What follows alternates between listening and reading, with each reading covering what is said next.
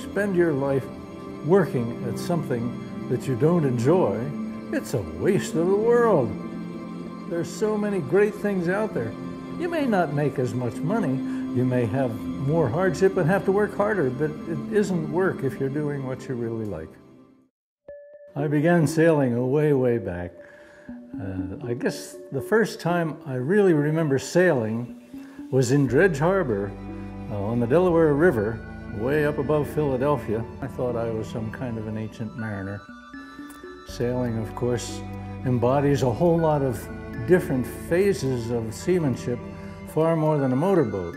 And I seem to love the challenge of setting sails the proper way, making a vessel perform by nature's wind power rather than through engine power. The actual tactics of sailing haven't changed since the beginning of time. The sailor from my time had to sail by the seat of his pants. He didn't have these fancy electronic aids. You had to learn the old-fashioned way, and you obtain a sixth sense. You obtain a sense of how far the vessel is sailing, what the wind is doing to you, what the weather's doing to you, and how the vessel is responding. The Adventure had no engine in her, so she was pure sail vessel, relied entirely on her sails. In doing so, you had to think way down the road of your alternatives. If you have an engine, you can stop the boat immediately, turn around and go the other way. Navigation now is duck soup. With a GPS, you always know where you are. With a radar, you'd always know where everybody else is. So sailing is certainly very different now. It's so much easier, so much more precise, but you know, there are a lot of questions answered by modern technology. This was back in about 1969. It was a normal passage, we thought. We started out from beyond Mosquito Island there down in Muscongas Bay. Muscongas Bay is a bay full of ledges. It's like some kind of a graveyard. There are tombstones everywhere that you could hang your vessel up on. So we set up our course for the lighthouse there on the bitter end of the Muscle Ridge Channel, Whitehead Light it's called. And picked out our course. Of course, we figured the tide, we figured the wind and what kind of drift there would be. And back in those days, we didn't have any kind of GPS or any kind of radar. We had what we called a compass and a lead line. They were our tools. So we're headed off towards Whitehead Light. And I could hear the horn on Whitehead Light when we were about 3 miles from it. Horn just as plain as could be. And then all of a sudden, we entered a fog bank. That horn disappeared. We couldn't hear a vestige of that horn. And here I am with 45 people in my charge on this vessel. We're headed for a lee shore, nothing but breakers and rocks along that lee shore, trying to find this lighthouse, which had a horn that you could hear for about 15 miles on a good day. And we couldn't hear a vestige of that horn. All of a sudden I said, this is it. My stomach was in knots. My patience ran out. I wound that wheel around right hard starboard, just as hard as I could. I fetched up on the stop on the end of it, and I stood on that spoke to try and get her to steer just a little bit more, because I was turning around at that point. This vessel, 122 feet long, her waterline 100 feet, she weighed 230 tons. She didn't turn very quickly. It takes her a half a mile to do a U-turn. So we got her ranged over across the wind then. And all of a sudden, through that fog, there was a corridor, and it went right up to that lighthouse at Whitehead Light. I could see the lighthouse right there. It wasn't more than a half a mile away. It was right there in front of us, and that horn came blasting right, almost knocked us off the deck.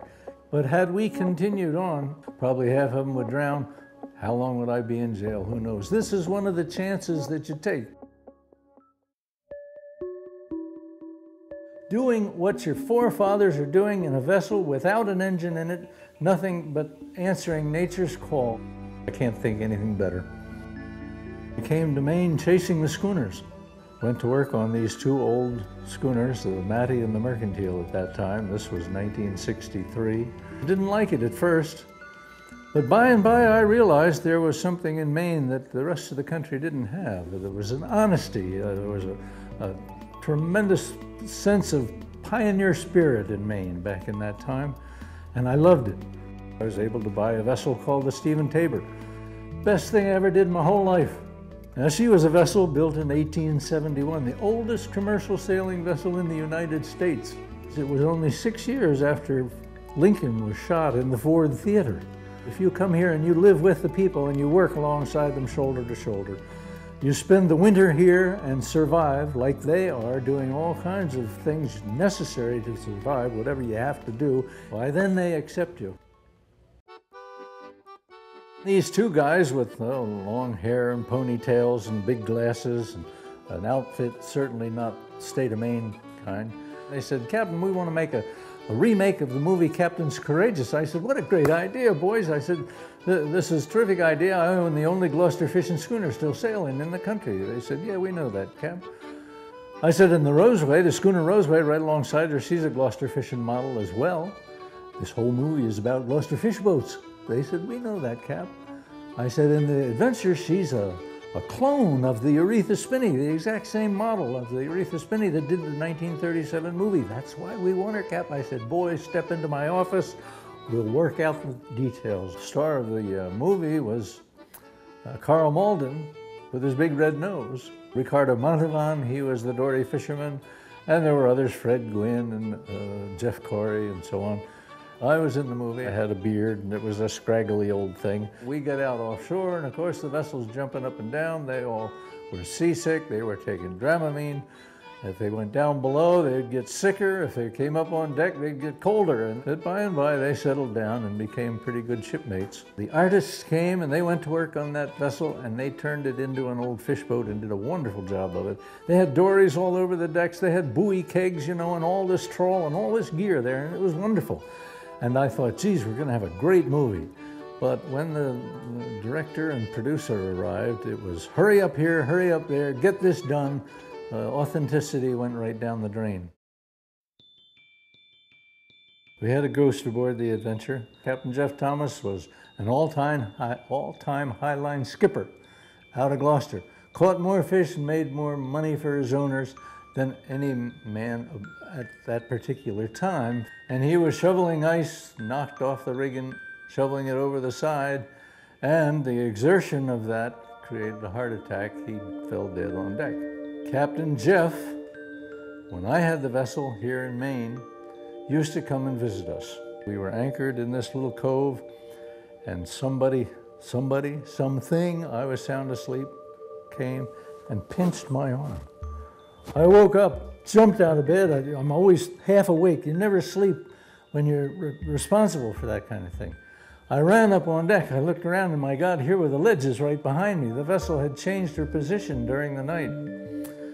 And I ran right away, of course, got my crew. We got the yawl boat going. We dragged the vessel up ahead so that she would be clear of the ledges. We set our other anchor, and I came back down. And afterwards wondered, what on earth, how could this happen? And I could still feel that pinch on my arm. I lay it to Jeff. He came down. His vessel was in danger. There were so many absolutely golden, glorious days sailing that vessel across Penobscot Bay. She was a living, working museum with a little angle of heel.